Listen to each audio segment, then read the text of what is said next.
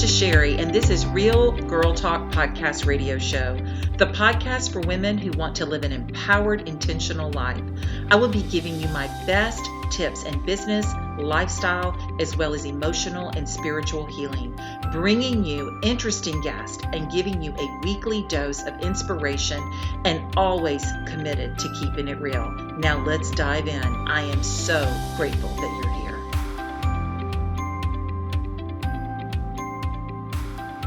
Hey guys, welcome back to the show this week. As always, I'm super excited to chat with you and bring you what I think is a riveting topic and an amazing guest. From nurse to mommy millionaire, welcome to Real Girl Talk, Cayla Craft. Hey Cayla. Yay, I'm so excited to be here. Yay. See, I'm fired myself up already just talking to you previous to us recording here on the show. So I want everyone to know a little bit about you. You're a wife. Yes, I am. You are a mom to 3, so we already know you're busy. We already know. Busy and productive. I don't like the word busy. You're very productive. I know that your passion, though, is to help women, and you want to help them basically be shameless, you say, about pursuing their ambitions. And I know right now, my listeners, I have so many women from so many different age groups that listen, and I know some of the moms are right now going, oh my gosh, nurse to mommy millionaire. Tell me more. Tell me more. So I know they're saying, show me, teach me, show me, teach me. So tell us a little bit about from when you were a nurse, because you and we're both RNs. I keep my license. Do you keep yours? Actually, I literally just let it go this year. Oh, I just can't do it. I just can't do it. I don't know what it is. I think it's because I worked so hard. You know, my babies were 3 and 1. And I went through nursing school like that. And so it's just one of those proud, like, I'm going to keep this to my dying day. They can bury it with me, you know? Totally. Yeah, I totally get it. And I might like try to get it back, but because I want to do medical missions one day, but it was just kind of like, I don't know, it was kind of like this little like safety blanket I had. Right. And it was kind of like, I needed to let it go because I kept always like, it was like in the back of my mind, like, oh, well, if anything happens, I'll just go back to nursing. Like, and so it's kind of like you got to burn the bridge, you know? Right, right. And I guess, you know what, you're right, because I do think that a little bit. But it's just something about it being more symbolic because of how hard I worked. It was during my first marriage. And I worked so extremely hard with 2 little babies. And so I don't look at it, and I see what you're saying, because I've had done that in the past going, oh gosh, that's something I can fall back on. And now I look at it as, if you can do that and you can sleep 3 hours a night and study and go to nursing school for 3.5 years in order to finish, like, it's symbolic of strength. Oh yeah. I mean, yeah, you could do anything. You can do anything. Nursing school is literally the hardest thing in the world. If you can get through that, you can get through anything. That's what I tell everybody. I tell everybody that. I said, you don't understand. You really have to have a passion, and you have to really care for people, because you can't just fly through nursing saying, hey, I'll be a nurse and this is what I'll do for a living. You have to really want it. Yeah. You really want it. So tell us, you're nursing and you transitioned. Walk us through it so we can visualize ourselves going through it. So, okay. First of all, I have to tell you the story of why I became a nurse. Yes. Because I feel like when you become something for the wrong reason, you don't usually stay in it, right? And so I found myself when I was about 14 years old. I went to a school in the hood, and they had this program. They had this really special like programming where if you went to Health Careers Academy, you could become a nurse, and it was like a fast track. And my counselor said, listen, you know, the best thing for you to do is to go through this academy. You're going to have a job, and you don't have to get financial aid or anything. Everything will be paid for. So I was like, okay, because I had seen my mom struggle financially. She was a hairstylist and my dad was in jail. So like for me, I just wanted stability. And so when she told me those, like, you'll have a job for sure. There's a nursing shortage. You know, that's why you should do it. So that was the reason why I became a nurse. And so when I found myself at 23 years old, I was a charge nurse in the ER. I was not happy, obviously, because I got into it for the wrong reasons. I was making $100,000 a year because I was also working as a nursing instructor at the college that I went to. Mm-hmm. And, you know, I was like, so I was making great money. And for that time in my life, like $100,000 was a lot of money to me. And I wasn't really looking for anything different, but I wasn't happy. And I looked around at all these people, nurses and doctors, and they were much older than me. And I thought, if would I want to trade places with them 20 years from now? And the answer was heck to the no. They were miserable. They were unhappy. It was just like, I don't want to be that person. And like the ER was starting to get to me. It was a very toxic environment. So I said, I got to look for something else. And network marketing came into my life. And at a meeting I went to learn more about the company that I was going to join, they said 2 words: financial freedom. And those 2 words were the ones that changed my life because I'd never heard it before. Financial freedom. What is that? I want it. so that's you're selling. Yeah. Yeah.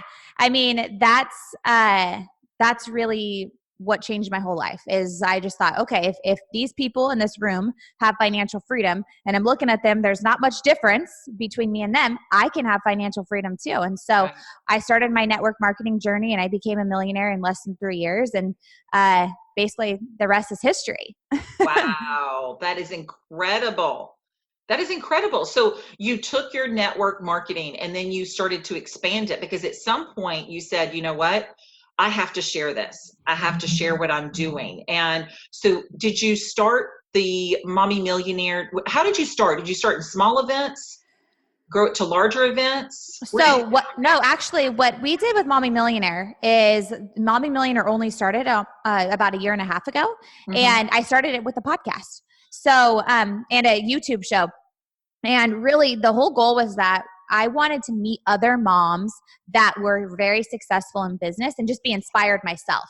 And then I realized there's such a gap in a community of moms that are ambitious. And so I was like, okay, let's make this community big.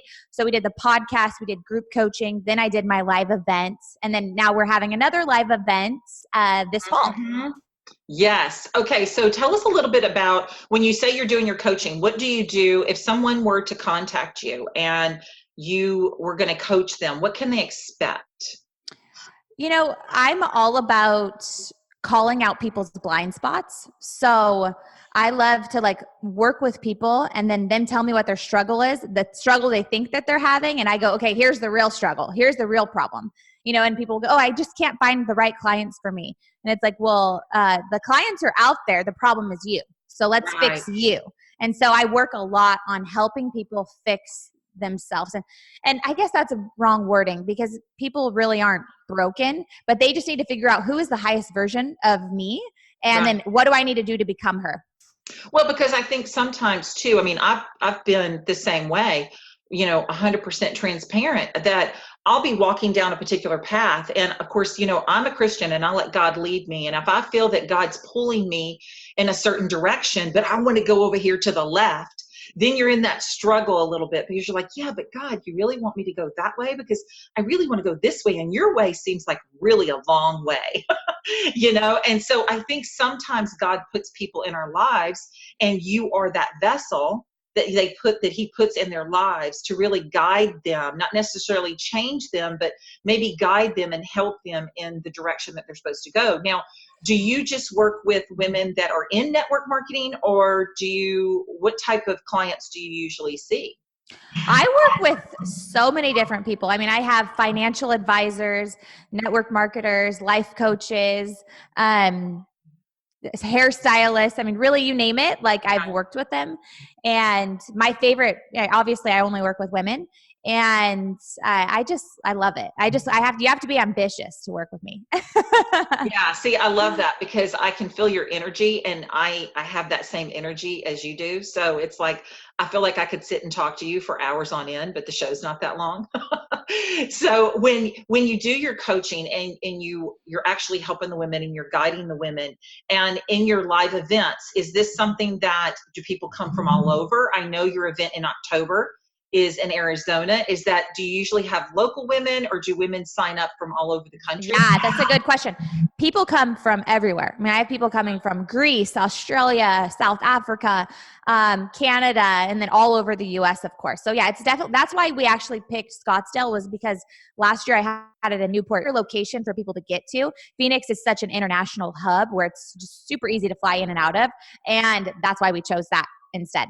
Yeah, I love that because you have to make it really easy for your clients and your audience to get to you. Now, I want to ask you this. So when you are, because you know, I'm kind of in the same realm that you are, and I know some of my listeners are as well. When you started your live event, I mean, what gave you the thought process? I mean, where was your thought process and your guidance on your live event, and how has that grown? Okay, the thought process. Well, basically, I looked around and I see all these people that follow me are all online. And Yeah. even though we're connected online, it's so lonely just going online. And so I was like, I want to have a place where everybody comes together and really feels connected, and like you get that immersion of being around women that are uplifting. And it's like you could kind of bottle up that energy to get you through the next time we get together again. Right. Um, so yeah. So yeah. I love that. I love that because, you know, I was telling you before the show that I have an event called Create Your Life, and it's actually a vision board workshop. But in the vision board workshop, we don't only just do the vision boards, but we do that. We kind of, the women, I just see them connecting and they make friends and they go away. And I'm like, oh, wow, you know, they met at my workshop, and they help each other. Do you find that in your events too? The women go off and remain friends? Oh my gosh. I just posted this on my Instagram because one of the girls that I posted a picture of me and her from Mommy Millionaire Live last year. And that's the number one thing that she said she took away was just lifelong friends. And it's like you go there to learn business strategy, but then you leave and you're like, oh my gosh, I found my people. Right?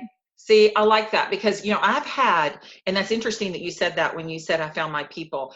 I had a coaching client, was back in March. And one of the things that she struggled with, and the reason why she reached out to me was because she said, I cannot find like-minded women. I keep hearing the word like-minded friends, like-minded community.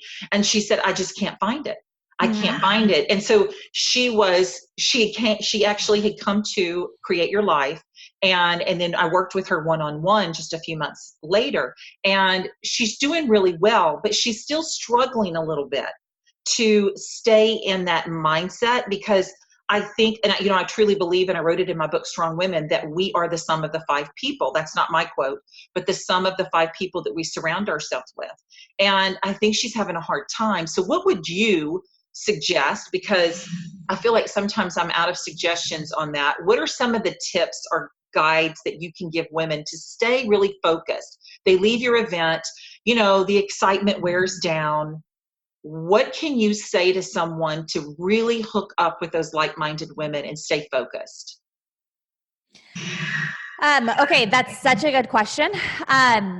Because I found myself doing the same thing. That's why I created Mommy Millionaire, right? So I would say create your own community. You know, like if there's a void, create what you're looking for. Because if you're feeling like you need it, I guarantee lots of people around you are feeling the same way. And like, so I have a mastermind full of women, and they were all saying the same thing. They're like, gosh, you know, like I need to like, you know, bottle this up and have it at home. And I said, well, why don't you guys start your own networking things? Like do what you wish you had.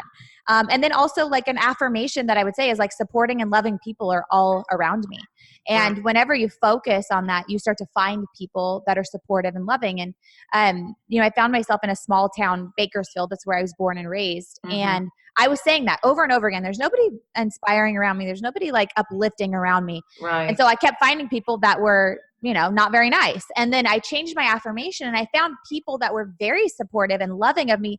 They weren't on the same journey as me. They weren't people that I could go and talk business to, but they were people that still to this day I'm very close with that are uplifting and encouraging to me. And that's really what you want, right? It's like, right. But then it's really cool to go to events like this and then talk business, talk shop with people, right? Right. Really talk shop with them, because then you've got that like-minded that you both have the same goals that you're reaching for. And I wrote that down because I love that. Create your void and create your community. So I love that, because I think sometimes we really just don't know how. And it is so simple. You know, what are you missing in your life? Create that for yourself and the people will follow. And I also like what you just said about how you changed your affirmations, because I believe we are who we say we are. Yes, and we are. If we go around and we talk about how we don't have this and we don't have that and all the things that we don't have and all the things that we are lacking, and we are constantly talking about our hurts and pains, then we stay in those hurts and pains, and that progresses into us continually to complain because we're actually manifesting the very thing that we hate in our lives. I mean, aren't we? Totally. I know that, we talked about my son passing away, and I talk about that on my show. And I know some moms just cringe, and I've had guests that cry, and I know some of my audience has cried. And I don't say it for pity or to cry. I tell people what I've been through, because if I can go through what I've been through, then what is stopping any woman from reaching any goal in life? That's How is it so possible amazing for you not to reach your goals if you have not had the worst, most devastating tragedy in your life? And, and I know for someone that's not a mom, that tragedy could be losing your mom or your sister, or maybe your husband decided, the secretary. Mm-hmm. I have no idea, but I know that women go through this and they say, I just can't think about my business because this has to get better first. Don't you hear that? If I wait, I'll start my business. If my kids get out of the house and go to school, then I'll start my business. My husband left me, so I've got to go get a real paying job, and then I'll work my business. And they stay stuck. Yes.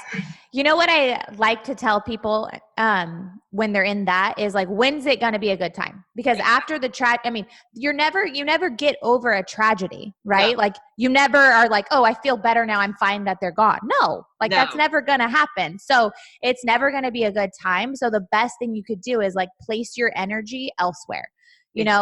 And I always just talk people through like, okay, what does that look like for you? It doesn't have to look like your neighbors, and go at the speed of lightning that they're going at. Like you go at your own pace, but doing something every single day that'll get you closer to you hitting your goal is what you want in your life, right?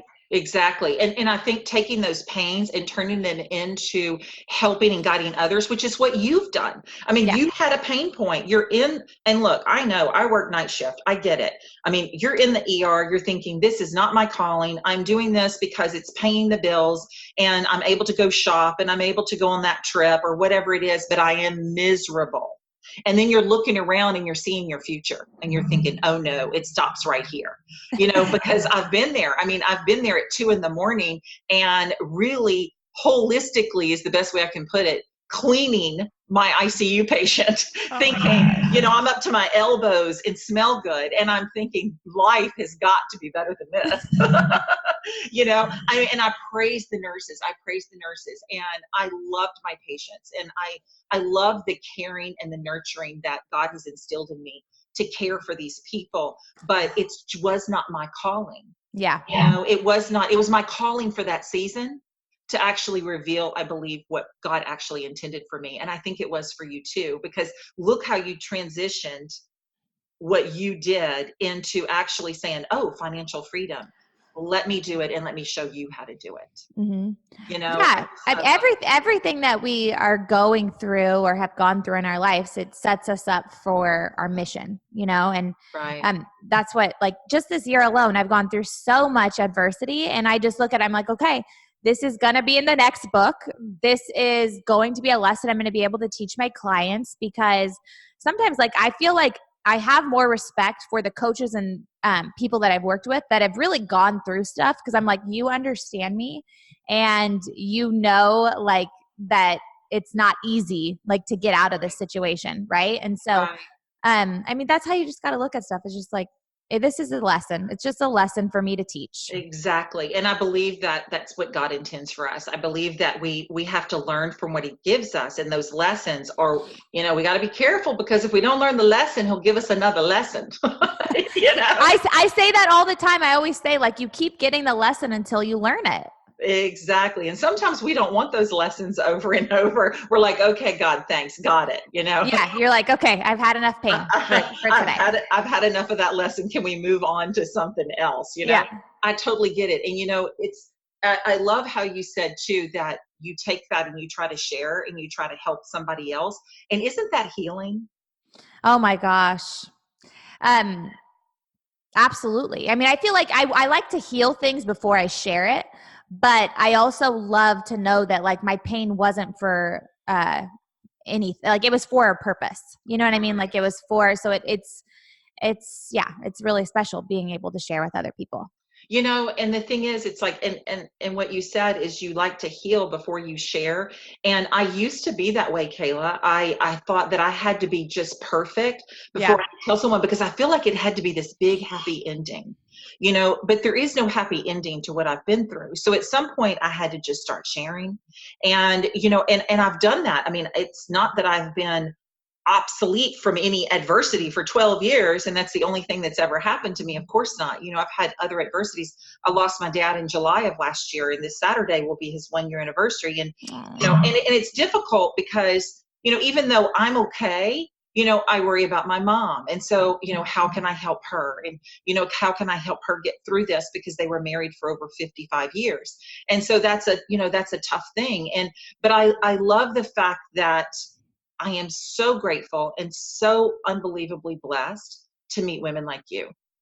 Really. Like, I want to cry, because I know that there's other women that have my same passion to really succeed and build their own empire in their life, and not just harbor it to themselves. Yeah. Oh, look what I have. Look what I've done. No, let me show you how to have what I have. I want to show you. I want to teach you. And I love that about you. I really Yay. do. I do. Now tell us a little bit about the event in October. So, okay, so I'm really excited about it, and I can't believe it's like 90 days away. It's crazy. But so my friends, Natalie Jill, Chris Harder, Tara Romano, Sonia Hatter, Sarah Pendrick, who else is coming? Oh my gosh, those are the ones I could think of off the top of my head that are coming. Tiffany Carter, to talk about different things that are going to help you scale your business. And so everybody that's coming to the event has a business, whether it's online or offline. But we're going to talk about, how do you hire the right team? How do you fire the wrong people? What do you do to grow your celebrity? And how do you sell more online? We're talking about all the things that, like, if you have something going right now and maybe you're making a little profit, let's increase your profit, but not by you hustling. I'm over the word hustle because I really believe that, like, in order to get to where I've gotten with the Mommy Millionaire brand and with everything that I've done, is I've had a team. And in order to scale, you have to have the right team. And so that's going to really be the message and the theme of this year's event. And I'm so excited. That's awesome, because, that's something that I struggle with. I have someone that helps me just do a few emails and just kind of keeps me on track a little bit. And, if we have to have a quick cancellation, hey, send this out. But other than that, it's like, wow, sometimes I feel like a total solo act unless I'm on the road. When I'm on the road and I'm traveling and I'm going to speaking events, I usually will have that trusted girlfriend that just becomes my assistant. And I have women like that I just love them. They'll be like, Cherie, I'll carry your makeup bag. It's all good, And I just remember I was on filmed for a show on Fox in Dallas back in January, and I didn't have anyone that could come. And I was like, what am I going to do? I actually have to go and do this by myself, and it was harder.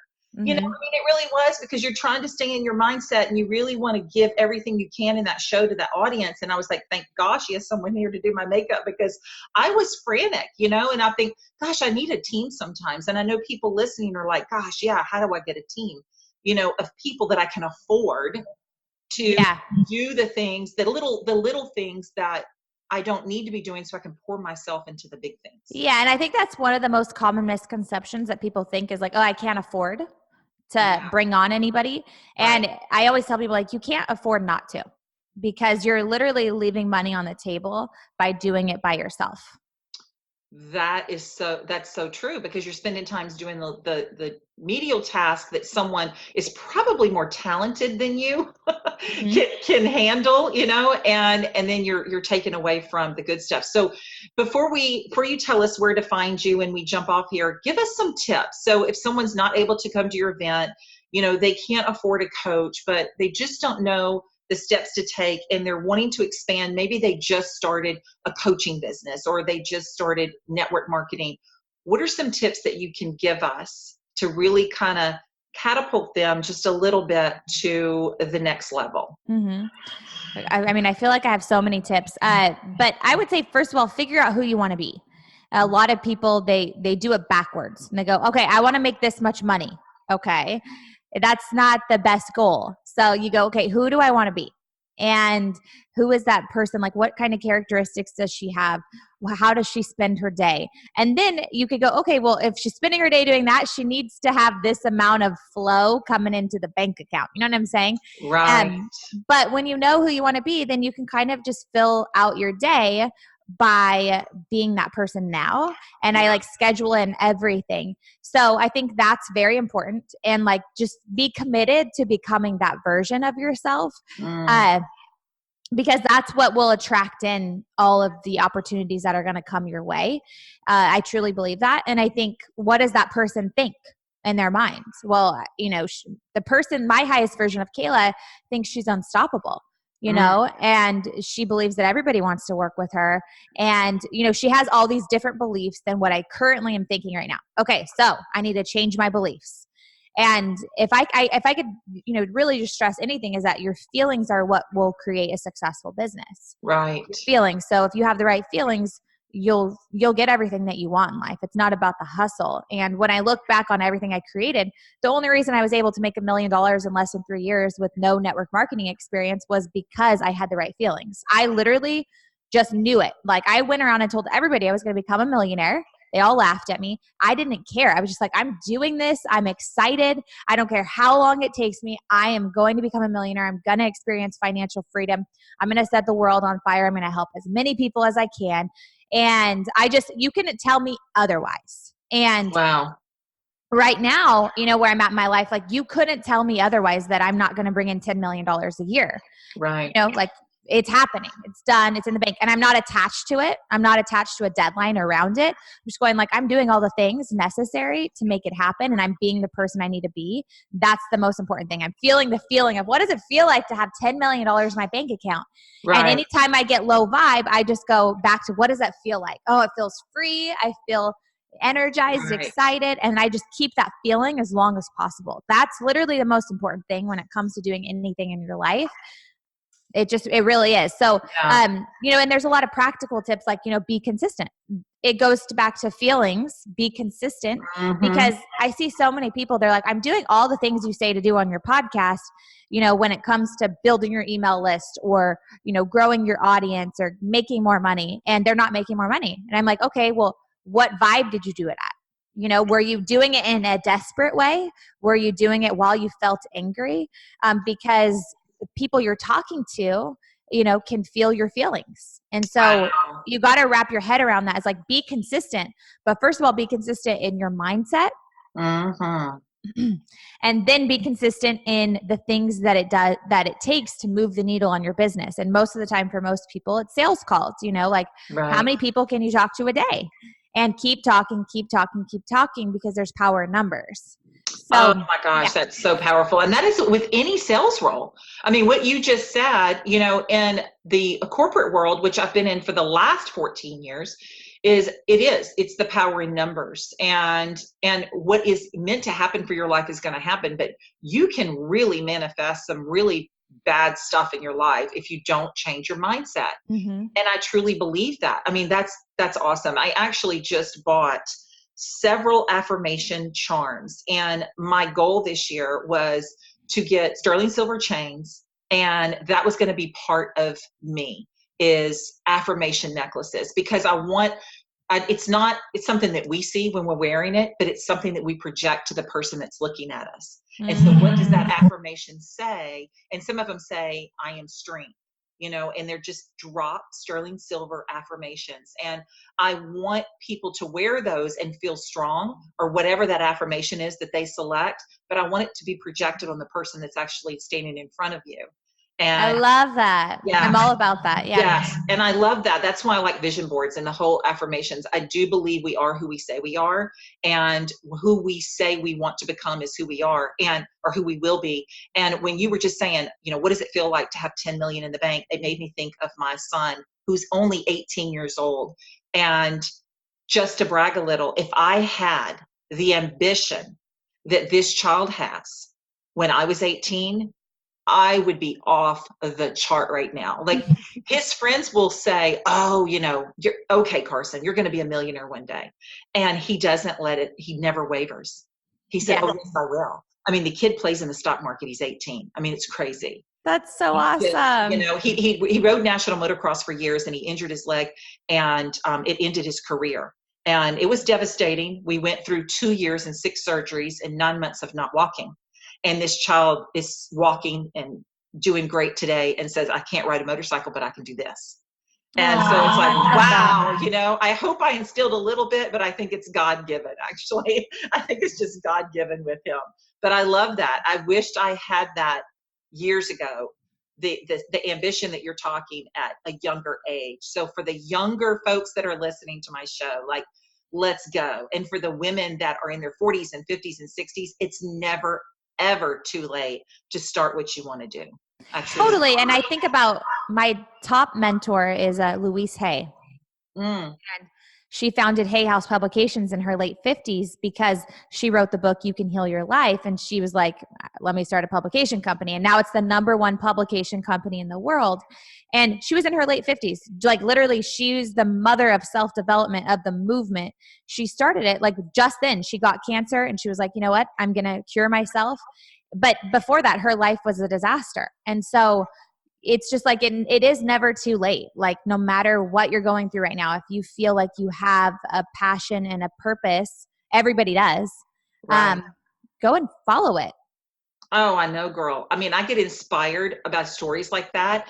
And just hearing about, I know you probably know Colonel Sanders was 57, sleeping in the back of his car before he founded Kentucky Fried Chicken. He was homeless at 57 in the back of his car.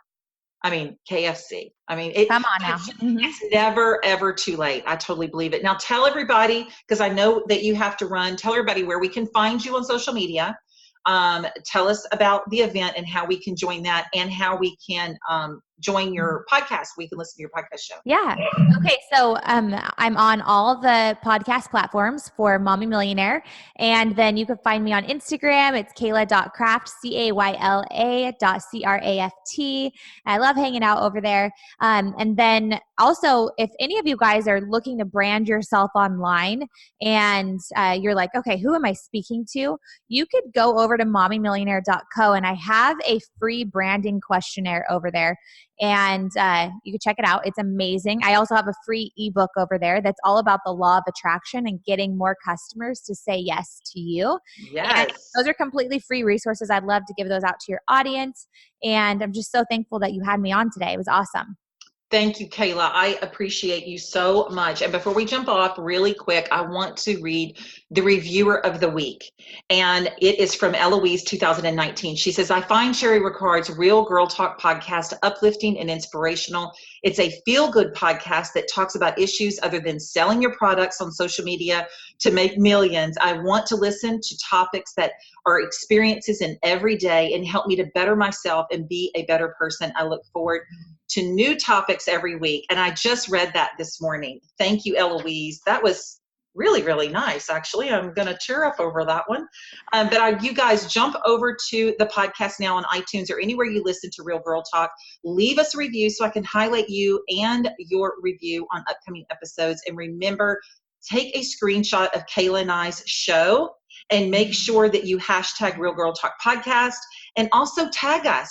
Tag Cayla Craft or Cayla.craft on Instagram, and Empowerment is Beauty, which is me. And let me know your takeaways, because I know Cayla would love to hear from you. I would love to hear from you. And remember to be the light for someone. So when it's in your time of need, you have like-minded people surrounding you in a community of friends to help you pull through whatever it is. I hope you guys have a blessed week. Thank you, Cayla.